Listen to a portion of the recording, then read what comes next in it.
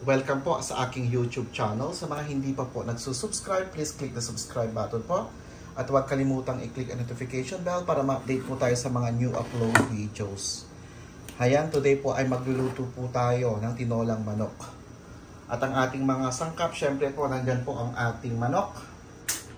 Ayan, nandyan po ang ating bawang, ang ating sibuyas, andyan po ang ating luya, ang ating bell pepper, at ang available po nating vegetable po ay talong.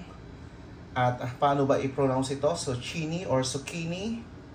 Ayan po. Nandyan po ang ating patis, ang ating magic sarap, ating black pepper, ang ating mantika.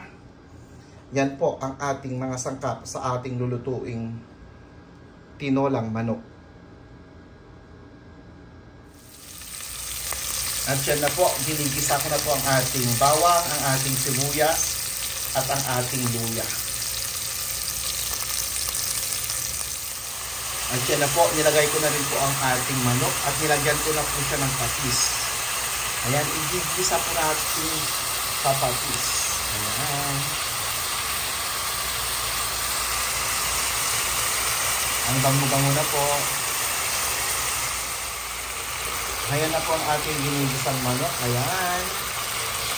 Ang susunod na po nito ay lalagyan ko na po ng tubig. Ayan, at lulutuin pa natin yung manok para sigurado po tayo. Ayan po, nagigisa po siya sa sarili niyang mantika at syempre po ang patis. Ayan na po ang ating tinola. Ayan, pwede na po tayo maglagay ng ating mga gulay. Ayan na po ang ating tinolang manok. Nailagay ko na po ang ating talong, ang ating zucchini at ang ating bell pepper. Ayan, lutuin lang po natin.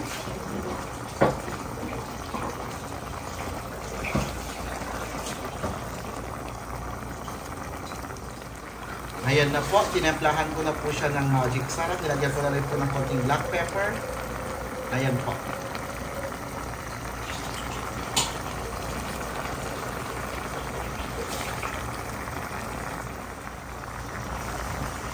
Ayan na po ang ating finished product po, ang ating tinolang manok.